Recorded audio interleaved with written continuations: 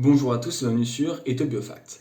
On est là pour ma vidéo que j'avais prévue depuis un petit moment, à savoir ma vidéo sur mon stage sur les abeilles que j'ai fait au CRCA et c'était mon deuxième stage de l'été. Le truc c'est que j'ai pris beaucoup de temps à tourner cette vidéo parce que voilà, j'étais censé la faire en fin de vacances, mais au final j'ai que 3 semaines de vacances donc je n'ai profité au maximum. Puis après j'ai eu ma rentrée qui était très dense, ce qui fait que voilà, je tourne là maintenant un jeudi après-midi parce que j'ai pas beaucoup de cours. Voilà, j'ai le temps de la tourner donc je le fais maintenant. Donc tout d'abord, je vais commencer très large en expliquant mon stage avec les infos un peu plus pratiques. Donc en gros, ce que j'ai fait, c'est que j'ai fait un stage de 5 semaines au CRCA à Toulouse, qui est dans le bâtiment du CBI, et j'ai fait mon stage avec Aurore Avarguez-Weber. On a travaillé sur les abeilles, et moi, ma problématique, on va dire, c'était travailler sur la mémoire olfactive chez les abeilles, et ça avec deux protocoles différents que je vais expliquer juste après. Donc concernant les horaires que j'avais pour mon stage, c'était très variable, parce qu'en fait, je dépendais de la météo et je dépendais des abeilles. Alors, on va dire que s'il faisait beau, je commençais aux alentours de 9h et je finissais quand j'avais fini avec mes manips. Donc ça dépendait de si les abeilles étaient motivés ou pas. Au plus tard, j'ai fini à 18h, je pense. Au plus tôt, j'ai vu finir à midi, quelque chose comme ça. Et s'il pleuvait, les abeilles n'étaient pas motivées, donc je pouvais pas y aller. Et s'il y avait beaucoup de vent, elles étaient pas mal énervées, donc pareil, je pouvais pas y aller. Donc au final, j'allais quand il faisait beau, ce qui fait que c'était un stage quand même plutôt tranquille. Et on va voir par la suite que les manips n'étaient pas non plus très durs, donc au final c'était pas un stage très dense, c'était pas des très grosses journées quoi. Alors du coup, qu'est-ce que j'ai fait concrètement durant ce stage? Et en fait, j'ai fait la réplique des manips d'un stage de Master 2 qui a été fait il y a 1 an et quelques à peu près. Et du coup, ça s'articulait autour de deux choses, à savoir deux manips qui étaient un free flying, donc c'était à partir en labyrinthe. Donc ça c'était un conditionnement qui était opérant sur les abeilles, et on avait une deuxième manip, c'était une PER, donc qui travaillait sur le réflexe du proboscis chez l'abeille. Et cette manip-là, c'était un conditionnement qui était pavlovien, et du coup, ces deux conditionnements-là différents étaient faits pour travailler sur la mémoire des odeurs. Donc là, je vais vous expliquer les deux protocoles différents de manière un peu résumée, parce qu'en fait, je vais vous laisser ensuite avec mon roi du passé, qui a filmé pendant le stage, mais je trouve que c'était un peu peut-être brouillon, parce que j'étais pendant le stage, du coup j'ai l'impression que c'était évident, ce qui n'est pas forcément, du coup voilà, je vais résumer un peu les choses maintenant. Donc en premier, j'avais une partie qui s'articulait autour du labyrinthe, c'était le free flying. Donc en fait, comment ça se passait? J'arrivais le matin, je mettais en place mon labyrinthe, puis je recrutais des abeilles. Recruter des abeilles, c'est quoi? C'est prendre un petit bout de carton, mettre du sucre à 50% et aller au feeder. Les feeders, c'est des sortes de bocaux remplis d'eau sucrée qui sont un peu moins forts que ce qu'on a nous dans nos pipettes et qu'on va retourner pour que les abeilles aillent boire au feeder et qu'on n'aille pas au niveau des ruches. Du coup, on prend moins de risques et aussi on a seulement des abeilles qui butinent du nectar. Du coup, ça nous facilite pour savoir quels âges elles ont et quel type d'abeille c'est. Du coup, une fois qu'on recrute une abeille, c'est-à-dire qu'une fois qu'on aille à mettre l'abeille sur notre carton et qu'on l'amène dans le labyrinthe, on va lui faire apprendre le labyrinthe. Donc on lui fait venir 2 fois au centre, 2 fois dans le petit trou, vous allez voir par la suite, puis 2 fois à droite et 2 fois à gauche. Une fois qu'on aura fait tout ça, on pourra dire que l'abeille connaît comment aller sur les panneaux où on va ensuite faire nos expériences. Donc une fois qu'on a fait tout ça, on va commencer avec notre feuille où on aura sélectionné 2 odeurs, une qu'on va associer au sucre, l'autre qu'on va associer à de l'eau un peu salée. Et du coup, ce qu'on va faire, c'est qu'on va modifier l'endroit où on va mettre l'eau sucrée. On va mettre un coup à droite, un coup à gauche, un coup à droite, un coup à gauche. Et du coup, ce qu'on va faire, c'est qu'on va à chaque fois interchanger les panneaux, parce que du coup, il y a un panneau qui a une odeur particulière, un panneau qui a une autre odeur. Et du coup, ce qu'on va voir, c'est au fur et à mesure, les abeilles, elles vont apprendre que telle odeur est associée au sucre, que telle odeur est associée au sel, et du coup, elles vont aller sur l'odeur qui est associée au sucre. Du coup, elles vont rentrer dans le labyrinthe, elles vont aller soit à droite, soit à gauche, suivant ce qu'elles sentent et où est-ce qu'elles sentent l'odeur qui est associée au sucre. Globalement, c'est ça le principe du labyrinthe. Du coup, maintenant, je vais expliquer mon second protocole, c'était le PER. Donc le PER, c'est quoi? C'est le Proboscis Extension Reflex, donc le réflexe de l'extension du proboscis, c'est une sorte de trompe. Donc en fait, ce qu'on faisait, c'est qu'on prenait l'abeille avec laquelle on avait travaillé dans le labyrinthe, on la prenait, on la mettait dans de la glace pour qu'elle s'endorme, puis une fois qu'elle était endormie, on l'attachait à un petit tube. Pourquoi on l'attachait? Parce qu'en fait, pour voir si elle a ce réflexe d'extension, il faut qu'elle ne puisse pas bouger, et qu'elle puisse bouger seulement ce proboscis. Ce proboscis-là, il répond à un réflexe quand on touche ses antennes avec du sucre. Parce que du coup, les abeilles, c'est ça, c'est si elles sentent une substance ou des molécules qui l'intéressent, elle va tendre sa trompe pour du coup aspirer le nectar, etc.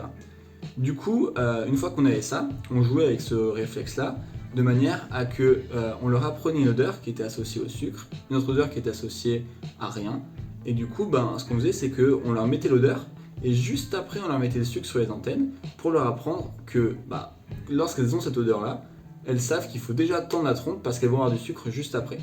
Du coup, cet apprentissage-là, on appelle ça un apprentissage pavlovien.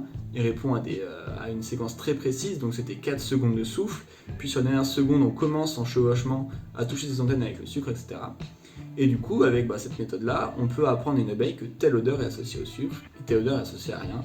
Et du coup, dès qu'on lui met l'odeur, elle va tendre la trompe pour se préparer à avoir le sucre. Donc voilà, je sais pas si c'est très très clair ou pas, dans tout cas, je vais vous laisser avec mon moi du passé, qui va vous montrer avec des images du labyrinthe, du PER, etc., comment ça se passait. Je vais aussi vous expliquer comment ça se passait avec les fiches, parce que du coup, il faut quand même prendre les données, c'est le principe de ces manips-là. Donc je vais un peu tout vous expliquer, et puis voilà, j'espère que je vous aurai au moins un peu mâché le travail pour que vous compreniez un peu mieux la suite. C'était l'objectif. Du coup, je viens de finir ma journée et je peux enfin vous montrer à quoi ressemble le labyrinthe un peu plus en détail et vous montrer un peu la manip du PER olfactif. Donc, cette étape, elle consiste à un conditionnement. En fait, ce qu'on va faire, c'est qu'on a une feuille comme ça, avec la date, la météo, l'odeur, parce qu'en fait, il faut vous dire qu'on travaille avec 4 odeurs qui sont juste là. Donc, hop là, on a à peu près 15 ml de chaque, avec des noms un peu compliqués. Je sais pas si vous voyez, nonanal. D'autres, on a du 2-octanol, on a du liménol, on a d'autres choses quoi. Et en fait, ce qu'on va faire, du coup, c'est qu'on a une odeur qui est récompensée en moins, une odeur qui est récompensée en plus. Du coup, quand c'est récompensé en plus, c'est que si elle va sur le stick où il y a l'odeur, elle va avoir du sucre. Si c'est récompensé en moins, en fait, c'est pas récompensé, elle va avoir seulement de l'eau, donc aucune récompense. Donc là, ce qu'on a dit, c'est que le A, le nilalol, il n'était pas récompensé, et le limonène, il était récompensé. Donc ce qu'on fait, c'est qu'on va mettre 10 microlitres de limonène. Là, ça commence à droite, donc on va en mettre sur les petits papiers buvards. Ici, celui-là, on le mettra après lors du test, mais sur le petit papier buvard, on en met 10 millilitres. On fait pareil à gauche avec, du coup, le non récompensé, le nilalol. Et l'abeille, quand elle arrive à ce niveau-là, elle va avoir une odeur là, et du coup, elle va devoir choisir entre les deux branches. Elle va choisir en fonction de l'odeur. Donc en fait, si elle va de ce côté-là et qu'elle se pose sur le petit stick, elle va avoir du sucre, du coup elle va associer l'odeur qui est là au sucre, donc à la récompense, et si elle est de ce côté-là, elle va pas avoir de sucre, du coup elle va associer cette odeur-là à rien. En tout cas, pas de récompense. Et du coup, ce qu'on fait, c'est que à chaque fois, on change les pancartes de côté pour que la bonne odeur soit à droite, à gauche. Donc par exemple, là, on a commencé avec la pancarte de limonène, donc qui est positive à droite. On n'a pas vu où est-ce qu'elle est allée, parce qu'il faut qu'elle arrive à moins de 5 cm de la pancarte. On note l'heure d'arrivée, etc. Ensuite, du coup, elle boit son nectar, elle repart, elle revient. On a mis la pancarte aussi à gauche.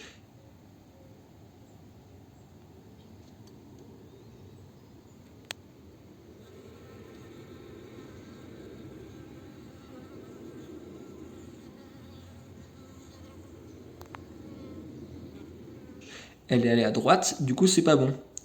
Pareil, heure d'arrivée. Là, on a mis la pancarte à gauche, pareil, etc. On a fait ça pour toutes. Et donc, par exemple, là, on voit qu'on a mis la pancarte qui était bonne à droite, et elle est allée à droite, du coup, c'est tout bon. Ce qu'on fait, c'est que pour l'ordre, il est semi-aléatoire. Donc, il faut que là, sur les 10 tests, il y ait autant de droite que de gauche. Il faut qu'il y ait maximum 2 fois d'affilée chaque truc. Il ne faut pas que ce soit droite, gauche, droite, gauche, droite, gauche. Du coup, ça fait un semi-aléatoire, donc droite, gauche, gauche, droite, gauche, droite, droite, gauche, droite, gauche, etc. Ensuite, on arrive au premier test. Premier test, c'est durant 45 secondes. L'abeille, elle rentre là. On met la bonne odeur, cette fois-ci, à droite. Hop. Et en fait, pendant 45 secondes, l'abeille, elle va être ici. Pourquoi 45 secondes? Parce que du coup, ça va pas être avec le tips, ça va être avec le stick, ça va être sans rien. On va juste savoir l'odeur. Et du coup, elle va faire un peu des allers-retours comme ça. Et on note la séquence. Du coup, là elle est à droite, à gauche, droite, gauche, droite, droite, gauche, etc. Donc ça, c'est le premier test. Ensuite, vu qu'elle n'a pas eu de sucre, on refait 3 tests où on lui donne du sucre si elle va sur le bon, pour la remotiver, etc. Et ensuite, on fait notre deuxième test pour vérifier qu'il n'y ait pas un biais de latéralité, où on met cette fois-ci la bonne odeur à gauche. Et du coup, pareil, on note la séquence, etc. Une fois qu'on a fait ça, on a complètement fini le labyrinthe. On va capturer l'abeille qu'on a utilisée pour ce dispositif-là. On va la mettre dans de la glace pour l'endormir. Du coup, pour le test, pareil, on définit 2 odeurs qui sont différentes de celles du labyrinthe, une positive, une négative. Et avec des pipettes comme ça, on va faire une technique, ça s'appelle un conditionnement pavlovien, où on va dispenser de l'air pendant 4 secondes sur l'abeille, comme ça. Toc, 1, 2, 3, 4. Au niveau de la 4e seconde, avec un cure-dent, on vient lui mettre du sucre sur les antennes en passant derrière. Donc comme ça, on vient lui toucher les antennes, on met du sucre. Et du coup, elle va tendre son proboscis, c'est la trompe, elle va pouvoir prendre le sucre. Et du coup, elle va apprendre que telle odeur est associée à du sucre. Et du coup, on appelle ça un conditionnement pavlovien, et on va faire ça encore 10 fois. Et pareil, un test 1, un test 2, et on va vérifier que ce ne soit pas le fait qu'il y ait juste de l'air qui soit propulsé, qui lui fait tendre la trompe, et on va vérifier qu'elle est bien encore sensible au sucre sur les antennes, afin qu'elle ne soit pas morte ou quoi. Du coup, voilà à quoi ça ressemble une PER. Donc maintenant que vous avez vu un peu tout comment ça se passait, mes protocoles, je vais un peu revenir sur les bons et les mauvais côtés de ce stage, ce que ça m'a appris pour la suite, etc. Donc d'abord, on va commencer par les mauvais côtés. Les mauvais côtés, c'était quoi? C'était un stage, globalement, où j'ai pas appris beaucoup de choses sur les abeilles. C'est un peu paradoxal, mais j'ai plus appris des choses sur le métier de la recherche que sur les abeilles, parce que j'étais constamment seul à ma table, avec mon labyrinthe, et on n'a pas tant discuté avec ma maître de stage. On a eu quelques discussions super intéressantes, mais pas vraiment sur les abeilles. Deuxième point négatif, c'était qu'on devait tuer les abeilles avec lesquelles on travaillait. Parce que, imaginons que je la relâche et que le lendemain je retombe sur elle, ça va me fausser mes résultats. Du coup, je suis obligé de tuer l'abeille avec laquelle j'ai travaillé le jour même.